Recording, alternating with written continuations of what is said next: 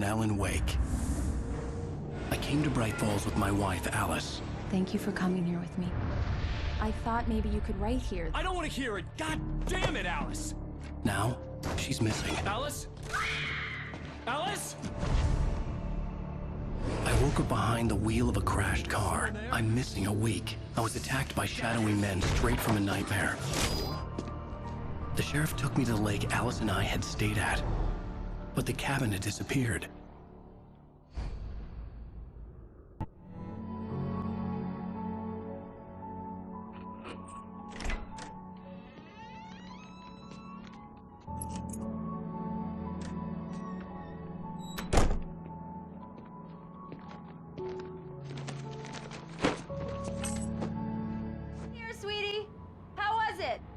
Worst weather I've ever seen.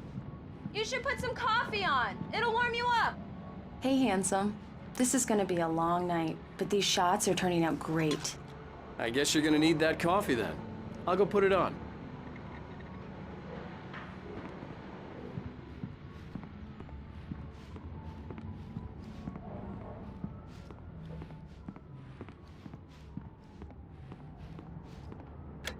Coffee's on.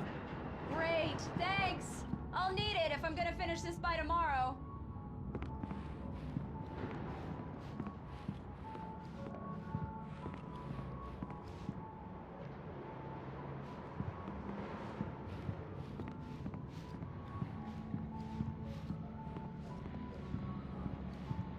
Oh, hey, I just finished those cover mock-ups. They're on your desk. Tell me what you think. No kidding. I didn't think you'd get them done this quickly. On occasion, I can perform all sorts of miracles, my dear. Oh, really? Well, you seemed to think so last night.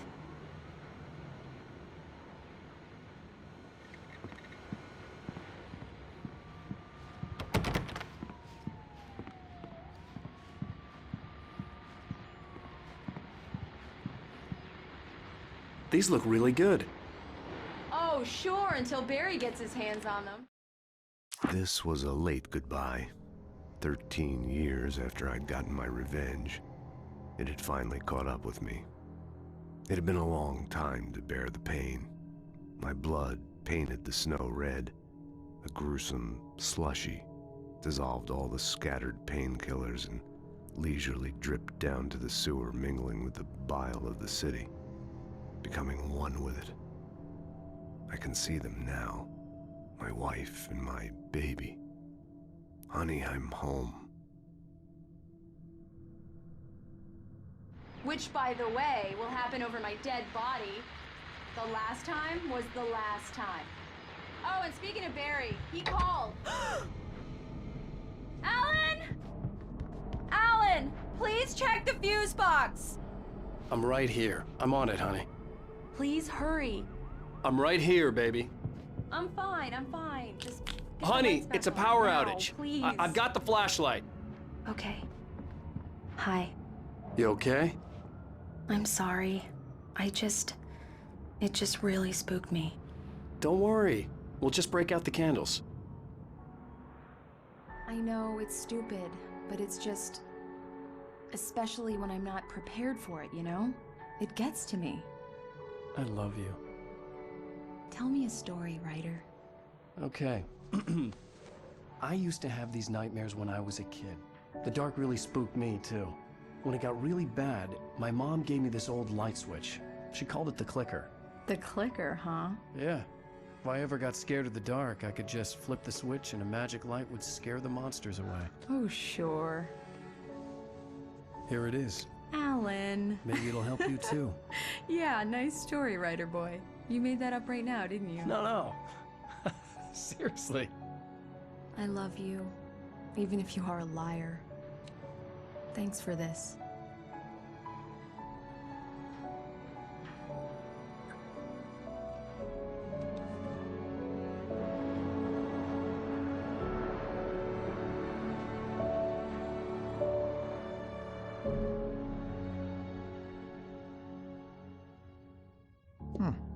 How do you feel, Mr. Wake? Any nausea, disorientation, anything like that? Mr. Wake, how are you feeling? I'm okay. My head's fine. I had to lie about my headache and memory loss. He'd send me to a hospital for tests. I couldn't leave without Alice. Very well. I don't think you have a concussion, but you've obviously been through quite a shock. You should take it easy for a couple of days. Thanks. Well then, Mr. Wake, we're done here. If the pain gets any worse or you experience any other symptoms, you should come see me. I'll let you get on with it then. Sarah, Sheriff Breaker, is waiting for you. She's very good at her job. I'm sure she can locate your wife in no time. Doc Nelson was the image of a small-town doctor. Sheriff Breaker had called him to the station to take a look at the cut in my head.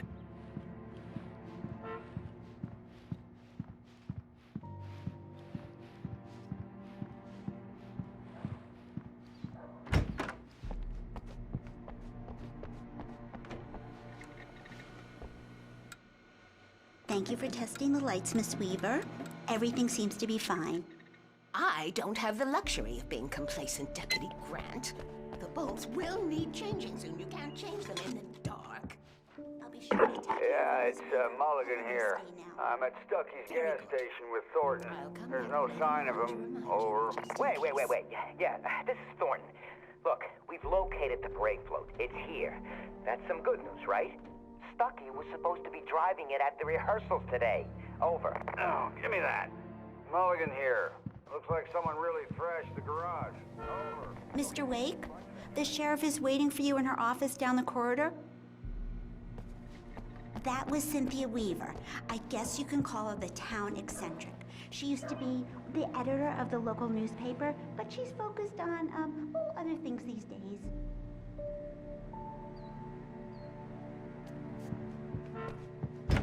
Come in, Mr. Wake. Your phone's on the desk. The battery was dead. It's charged now. Have you started looking for my wife yet?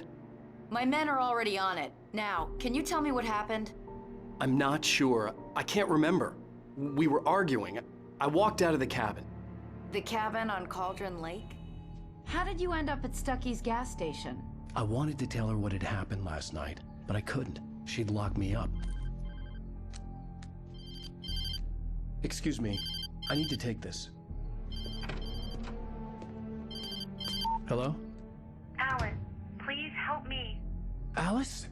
Stop talking to the law. You'll do exactly what I say if you ever want to see your wife. Who is this? Go to the back lot. There's a hole in the fence on the left. Look inside the junker. I left a little something there to convince you we're all on the same page here. After you ditch the cops, you're gonna meet me in Elderwood National Park. There's a spot called Lover's Peak. Mr. Wake, can I help you with anything? Don't do nothing stupid, pal. We're watching you. I need to get some air. The sheriff said I could go out back. Of course, Mr. Wake. You can get there through the cell corridor. Just don't mind Walter in there. He's one of our regulars. Hey, mister!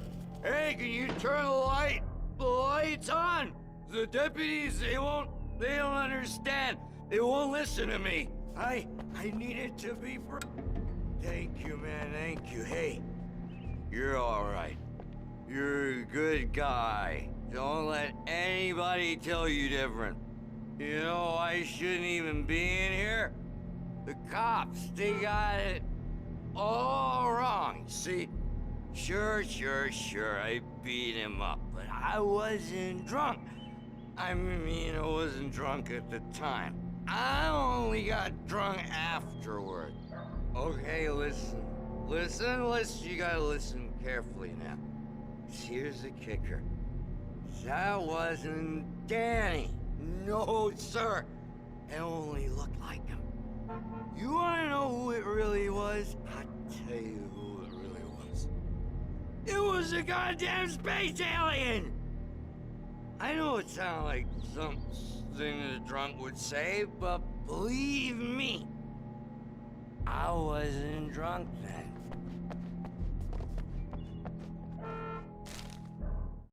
In spite of its human mask, to describe the dark presence as intelligent would have implied human qualities on something decidedly inhuman. Nonetheless, it found the one spot in the diner that was dark enough. Some light spilled into the corridor, ravaging it. But it took the pain. Horrible as it was, the writer would soon fix that. He would be coming to the one place where it still had power.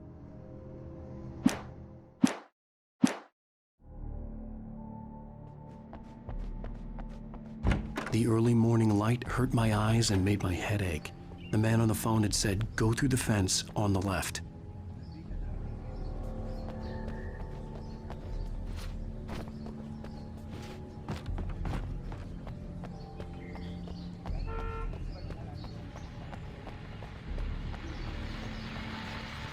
Well, folks, it's been another long night, and it's about time for me to sign off for a while. God knows I need my beauty sleep.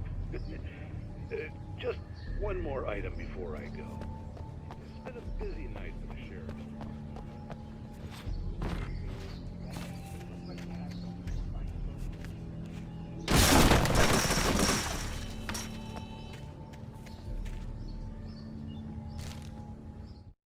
The kidnapper fired his gun one last time, and the shadow vanished into the darkness it had come from.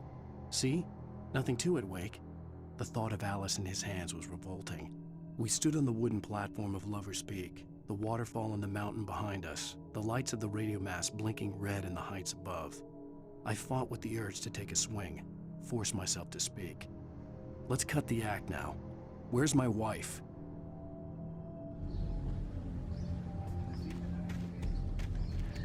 Alice's driver's license had been placed on the front seat. The caller meant business. Barry? Ow! Ow! Thank God! Where the hell have you been? I've been trying to reach you for a week, you and Alice. I've been worried sick. I flew out yesterday. I'm here in Bright Falls. Barry, listen to me. I'm at the sheriff's station. Come and get me. I can't talk now. Ow! What the hell is going on? I had to get the sheriff to let me go. I needed to get to Elderwood National Park to meet Alice's kidnappers.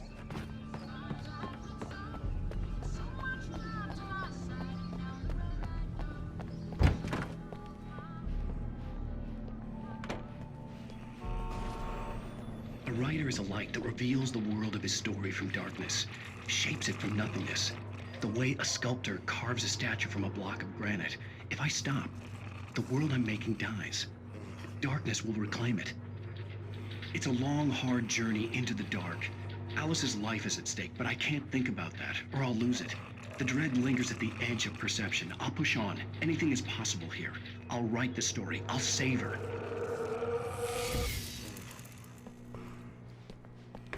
Marvelous, Sarah. I just wanted to settle all the damage the Anderson brothers might have inadvertently caused on their recent and... Are you feeling any better, Mr. Wake? I'd like to leave. Am I free to go? Well, we still need to talk about... Am I under arrest? No, of course not. But I need to know where you'll be staying so I can get in touch with you. I'd avoid the motel. The Majestic is known for its roaches. The cabins at Elderwood are pretty nice, though. That sounds perfect. I'm Dr. Emil Hartman.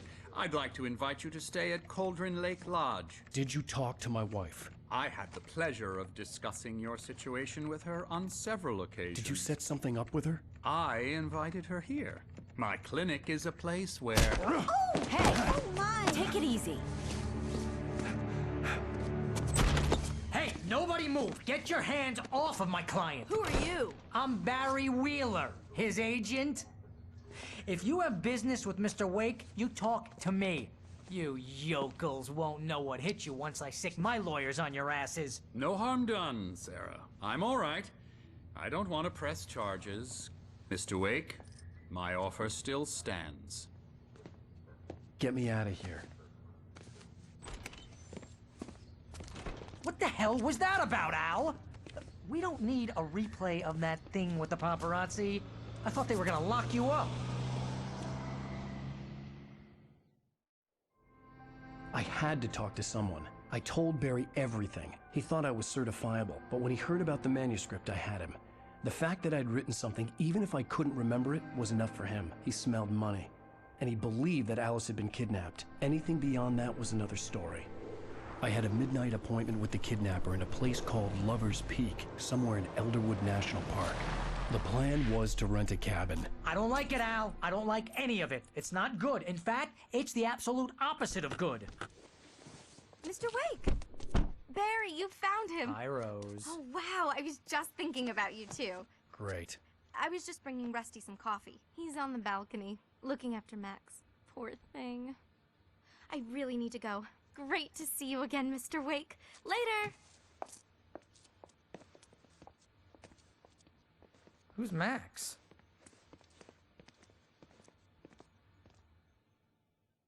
What an airhead.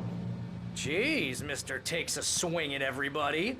This is not her fault. She's a very nice girl and, more importantly, a fan. She even has a fan site dedicated to you. And she was very helpful when I was looking for you. Seriously, Al, what you were saying in the car, just listen to yourself. What, you shot a guy and his body just disappeared? When was the last time you slept? What, are you high? Have you been drinking? No! Look, Barry, I'm missing a week, and someone's got Alice. Do you and understand everything's just... what it sounds like when you say stuff like that? Don't get me wrong, it's a good story, could be a bestseller. But when you start confusing fiction with reality, you're buying yourself a ticket to the funny farm. Wait here.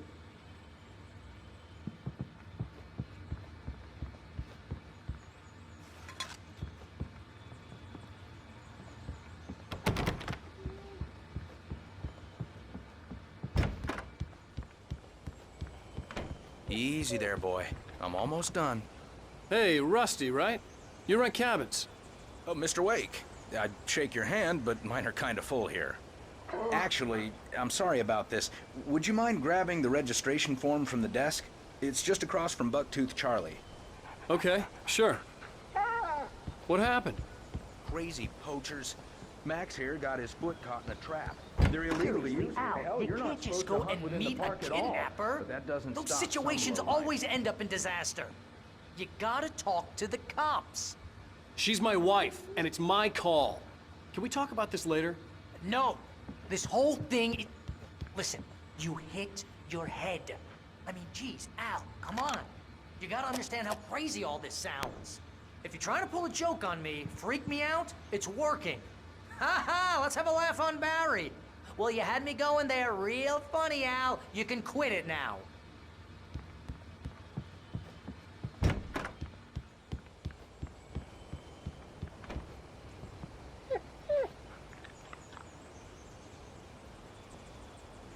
I think this is the form you wanted. And here are the keys. Okay, you're all set, Mr. Wake. Glad to have you staying here. Thanks. Can you tell me how to get to Lover's Peak?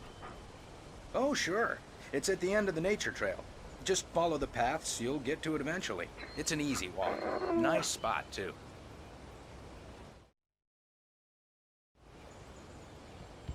If you have any trouble finding it, just keep your eyes on the radio mast. It's right below that.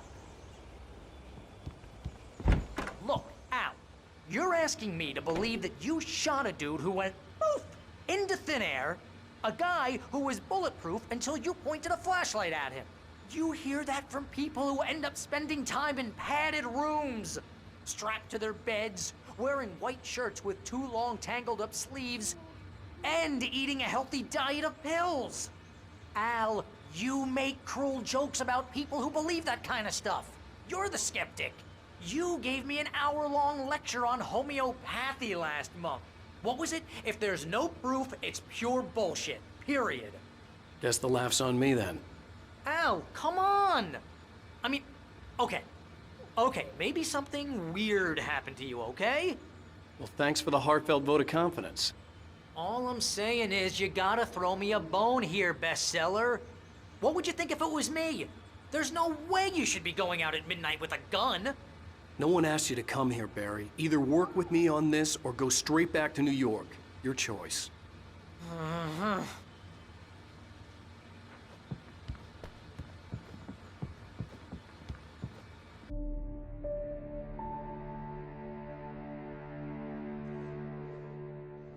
That's just crazy talk, Al. Al!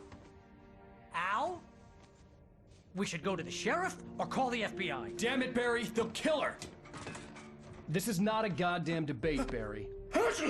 I'm going to Lover's Peak. He said to come alone. Okay then. I understand. But you're my best friend and I'm worried that you're not right in the head.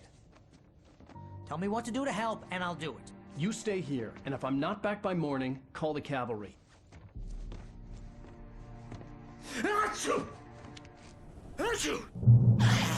Just be careful with the natives, Al.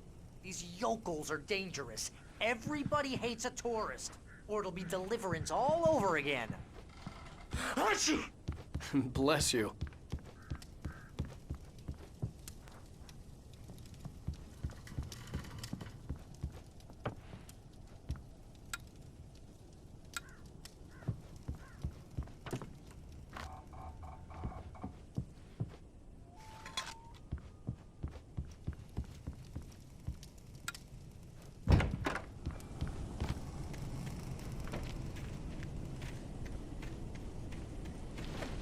I'll wait here, Al. I'll hold down the fort.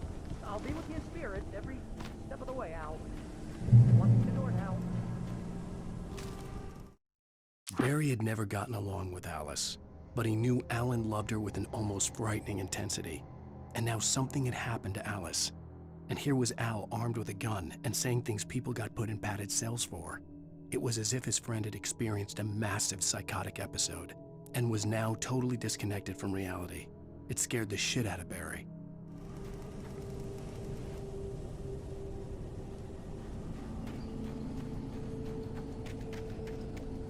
I knew I should have gone to the cops.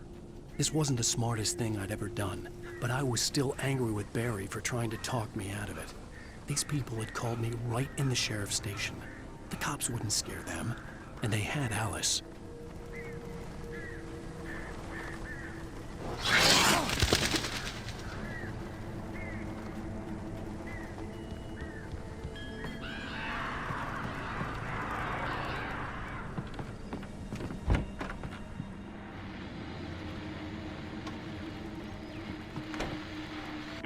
Welcome back to the show, folks. As promised, our very own Dr. Nelson has just parked his rear end in the studio. Doc, what's your Deerfest plan like? My plan? You'll make it sound a lot more organized than I ever seem to manage.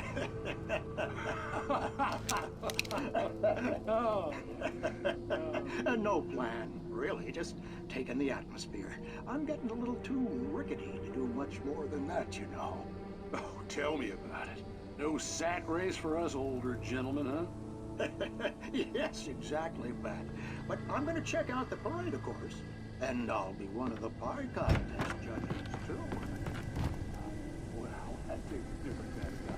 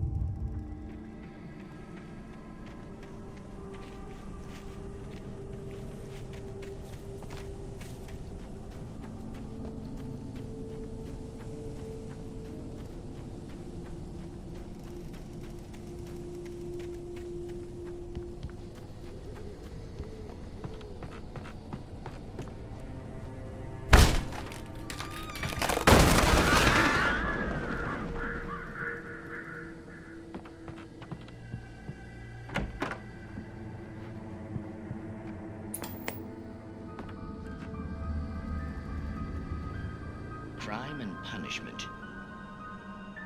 The cancer and cure of civilization. But some crimes are impossible to punish, especially in Night Springs. Tonight's episode, The Man in the Mirror.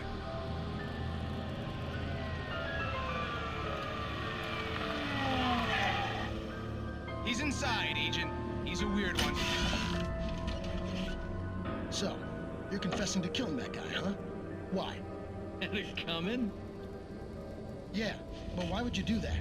I mean, you're a nice guy. Normal. Took your kid to a soccer game. So how come at the game, you pick a guy and, quoting from the arresting officer's report here, assault the victim's head area repeatedly with the weapon of choice being a pair of bare fists? Wow, that sentence really flows, huh? Maybe you're not the literary type. Okay, so you mess him up. But why? Who was that guy? We couldn't ID him. Why would a guy like you do him like that? I didn't like his face? Well, you must have hated it, because you really went to town there. I mean, there's no way to tell what he looked like. No ID on him either. That must be difficult. But then we ran the fingerprints. Got a match. Your prints. Identical. Huh. How about that? Your son said you were wearing a white shirt when you took him to the game. But the white shirt is on the dead guy. It's plenty red now. You won't get away with this. Do you really think that's in any way relevant to me? I had plenty of time to talk to my boy before the cops arrived, you know? He won't stop screaming, am I right? You think he's ever gonna be okay? I left my mark. Believe me. You bastard. What? You gonna shoot me? What's the point? I'm going to prison. You got me. I don't understand any of this.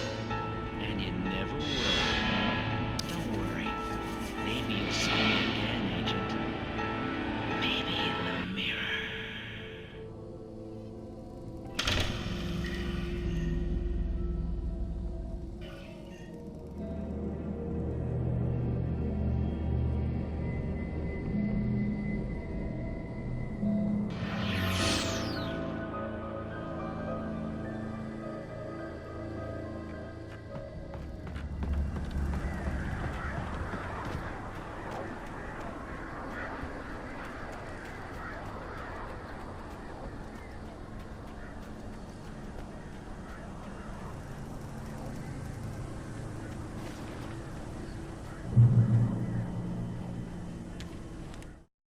The air in the visitor center was heavy with an awful smell, as if some rotten drowned thing had crawled up from its grave.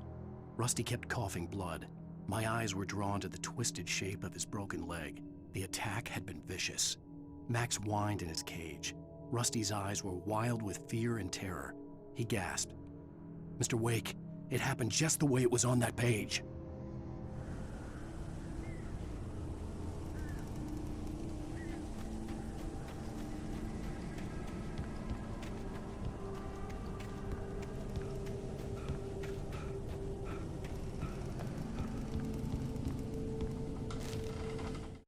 Rose knew that Rusty was in love with her, and she liked him too. She liked him a lot.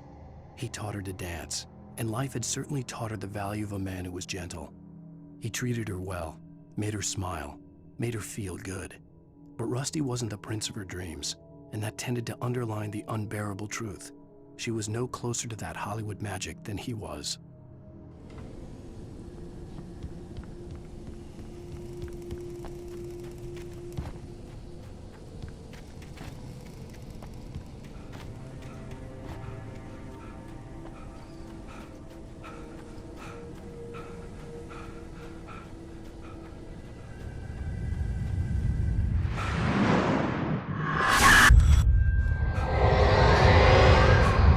Vision left me weak. This was no head injury.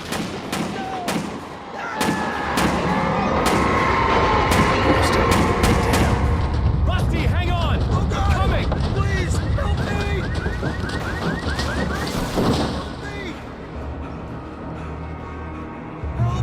Help me! Can you hear me? Anyone! Please, help! Hello? Back here. I'm back here. Hey. Mr. Wake? Oh, hell.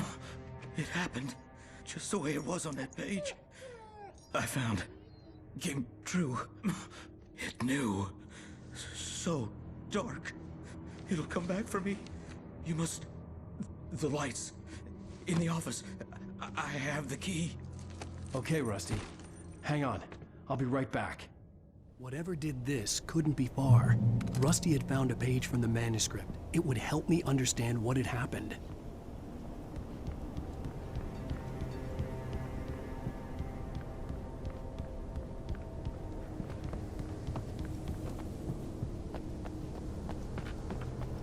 The only way to make sure that Rusty was safe was to get the power running and the lights back on.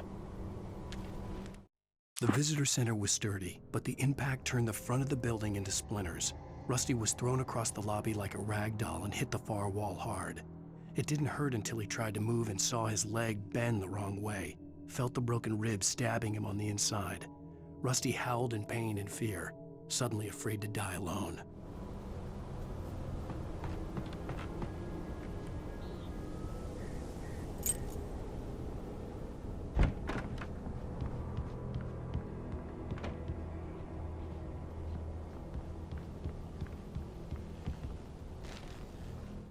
At the last instant, I changed direction and threw myself down. The axe splintered the trunk of a tree. I stumbled into the pool of bright light. My lungs burned. I was too exhausted to move. I tensed as I waited for the killing blow, but it never came. I raised my head. Nothing moved in the darkness beyond. For the moment, bathed in the cold light, I was safe.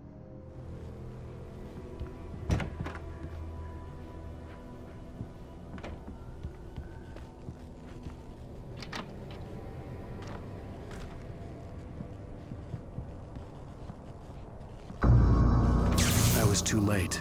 Someone had destroyed the circuit breaker. There was no way to get the lights back on.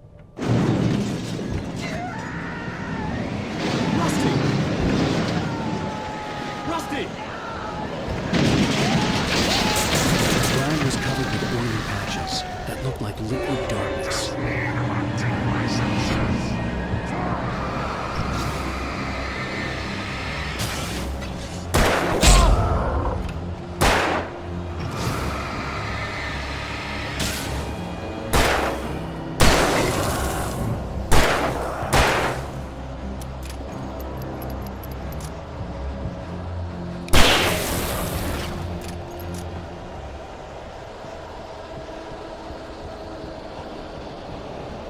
Something had torn a mammoth-sized hole in the wall.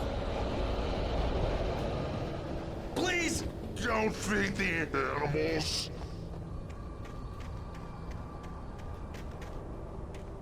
Fishing! For those prisoners who purchase a park license! Obey! At all times!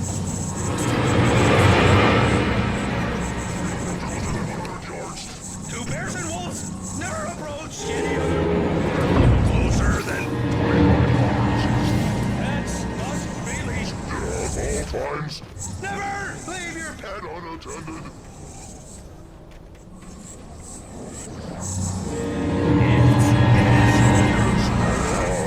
To remove any sort of historical artifacts from the park.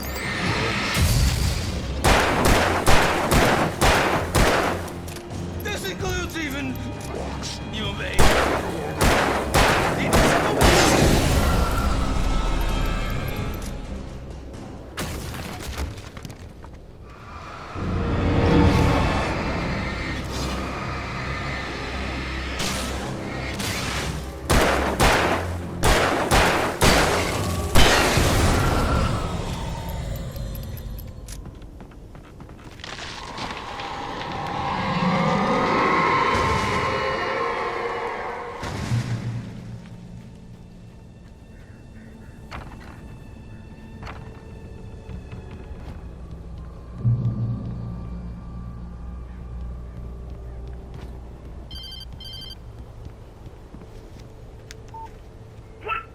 What the hell was that?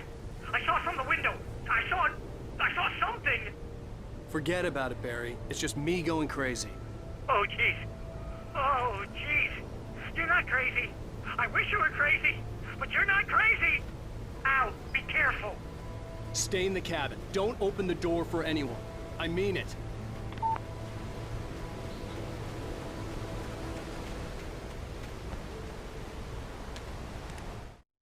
In that last instant of consciousness, Rusty thought about Rose. He was older than she was. Rose was barely out of her teens, but she made him feel young and forget what a train wreck his long-dead marriage had been. He still wore the ring. He'd been waiting for her to tell him to take it off. Now she never would.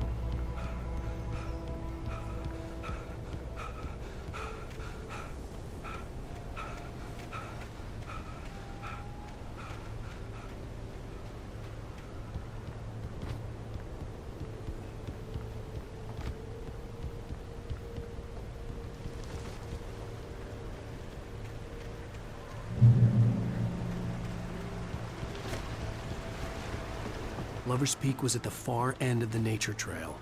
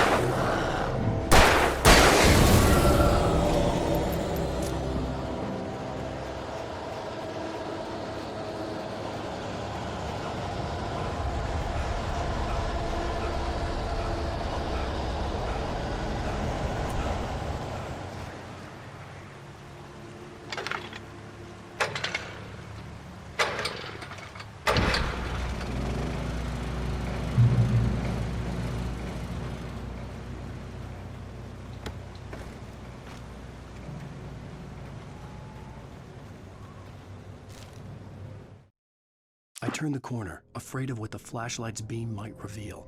Suddenly, a roughly painted symbol of a torch glowed in the light. Behind it, hidden by a rock, sat a battered metal trunk. It was here for a reason, packed with supplies. Batteries, flares, ammo. Things you need to make it through the darkness of the night. Something left behind by someone who knew what I knew, and more.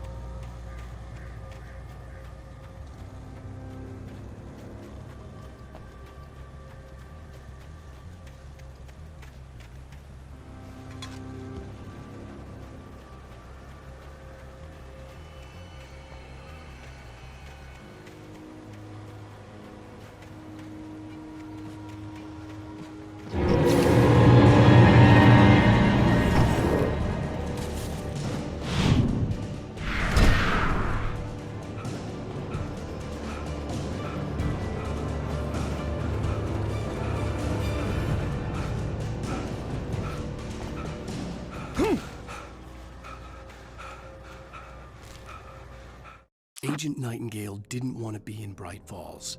These little communities revolted him, and he didn't like the trees or the coffee. He now knew that impossible horrors lurked behind the storefronts and smiles. He desperately wanted to turn the car around and just drive until he passed out or ran out of road and booze. But he had a job to do. He had a rider to catch, at any cost.